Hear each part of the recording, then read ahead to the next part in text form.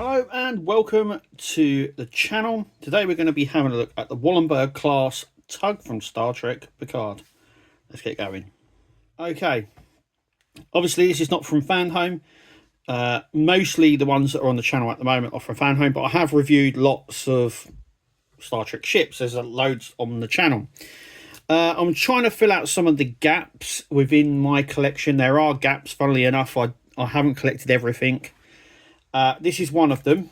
Now, I picked this up for £10, believe it or not. Just £10. There's a shop near me that sells loads of ships like this, all for just a tenner. Hence why I think the box is a bit dinged up. But I don't care about the box. It's the shipping side I want to have a look at.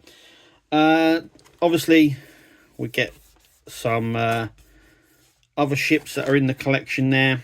Obviously, Eagle Moss Hero Collector ship. So let's take a little look. It's great that it comes with the magazine. We'll go through that. So it's obviously from Star Trek Picard.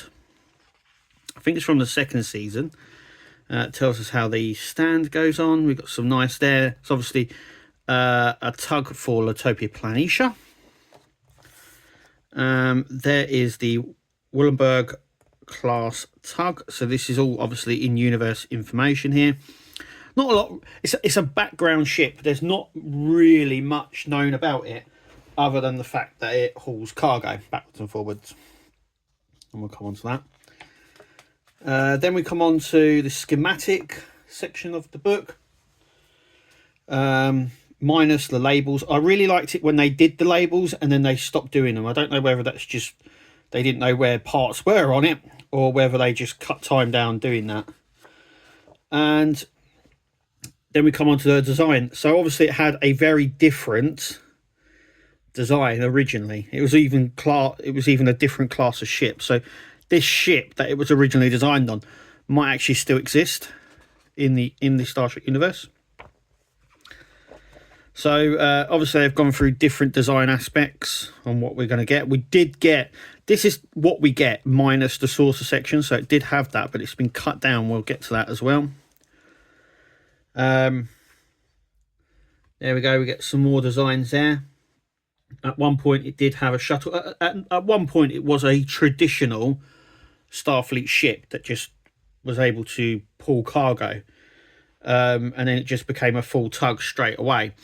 One interesting thing, it doesn't have a deflector dish, but the original design had two sort of smaller deflectors at the front when it was a saucer section. And then we get that. Obviously this goes down as well. This is one of the ships I never got. So a lot of the Picard and Discovery ships from this collection I didn't get. So I've been on the lookout for them. Managed to pick this one up, so that's cool. So let's take a look at the ship itself. Okay, let's have a look. Let's pull that out. As you can see, even with the ding on the box, it's perfectly fine. It's still got its stand seal here as well. We'll just pull that out, and you can tell it's the old one because the Fan Home ones do not have this little plaque thing under it, which is kind of cool. It's numbered and that, so there. You can see where yours was. The stand goes in, ship comes out, and there it is. And then the ship will dock on like that. So you can see where they just cut it off. So if I get the original magazine, you can see the parts. So there's the original design, and then all they did was take this saucer section out, and you can still see they actually left everything else, even this part, this back part, everything's the same. Different engines, but everything's the same except this part. It looks like they've just cut it. And there it is, and it's a lot lighter than I was expecting. I don't think there's a lot of die cast in it. Got these two pods underneath, which are really cool. And yeah, now for a simple ship, it's got a lot of detail on it. So we've got these cargo barrels here. We don't know what they are because the magazine doesn't tell us. Obviously, the cargo pods fit onto here, so this is some sort of, I would have think this is some sort of magnet or like a magnet thing that just the cargo pods attached to. You can also see the shuttle bays are still there from when it was original, and another little door hatch there as well, another little docking bay. Obviously the cargo pods would have gone underneath here, so you can attach them, and obviously it will go off and then attach on and go off.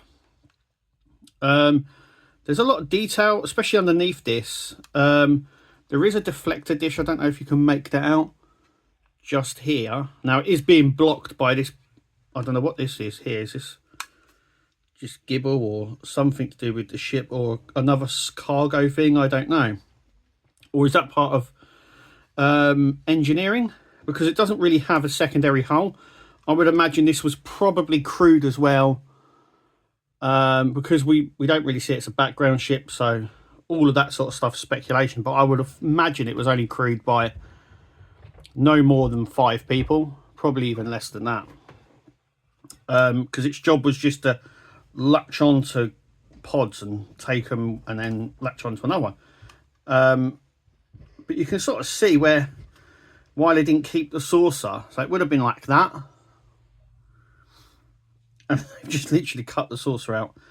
I don't know if these actually are cargo bays. I think these might be impulse engines. It's got warp engines as well, though I wouldn't have thought it would be doing long distances.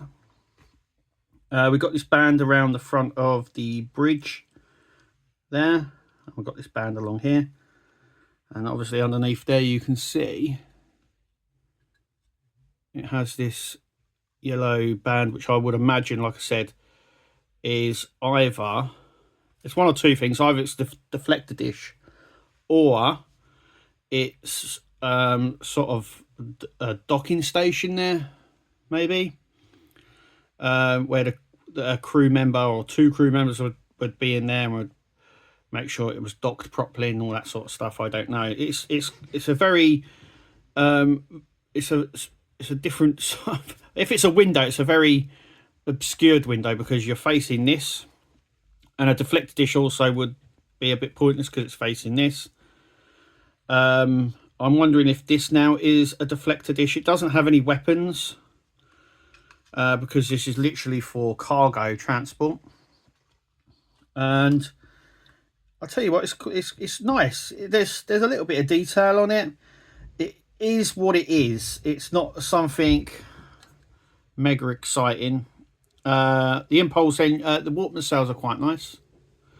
I love this splash of orange all over it. As you can see, it's tug 130-27, so 130 tugs. This is number 27, I would say. Correct me if I'm wrong. Obviously they don't have any registry or names because these are just numbered, because that's what tugs are like, I suppose. So yeah, this is just for hauling cargo pods backwards and forwards. I would imagine as well it's equipped with multiple tractor beams. This could probably pull a Starship as well into position, but I think mainly it was used for cargo hauling, hence these magnets on the side here. That is explained in the book, but apart from that, we don't really know what this is. Like I say, this could be something to do with the warp drive, so these could be matter, antimatter pods, fuel here. Saves them room inside the ship, so this actually could be the engineering section of the ship that housed the, I would say, the warp core and other bits like this, and these were the pods outside. It does seem weird that you would face it outside, but this was never formed for combat, really, is it? It's just hauling cargo. It's just a cargo ship, effectively. Though it is a tug, it's just, you know, going from point A to point B, taking whatever. But it's quite a simple. It's a simple design. It's detailed enough to like it, but it is what it is. I think it's from the second. Is it the second season of Picard? I think it's on, or the first. I think it actually might be the first season of Star Trek Picard it was on. It was around Mars, Lutopia Planitia. And they're really background ships. It's great that Eagle Moss did these, because I don't think we're going to get a lot of the background ships from Fan Home. But we're still finding these at a bargain as well. I mean, for £10, you know, that's what you would have paid for a standard size model. When this came up, I was... so when this came up, I couldn't really let it go. It was one that I needed as well, so it's not something that I've just picked up just because it's £10, but I picked it up because I actually need it.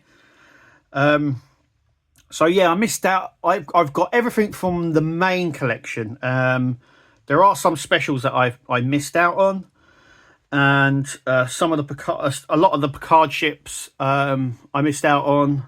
Some lower decks ones as well. So I'm happy to get this. Happy to pay what I paid for it.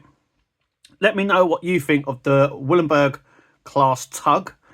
As always, thanks for watching, guys, and we'll see you at the next one. Take it easy. Tune into the channel, Nexus is the name. All the hottest content, you'll never be the same. Laughs and thrills, excitement,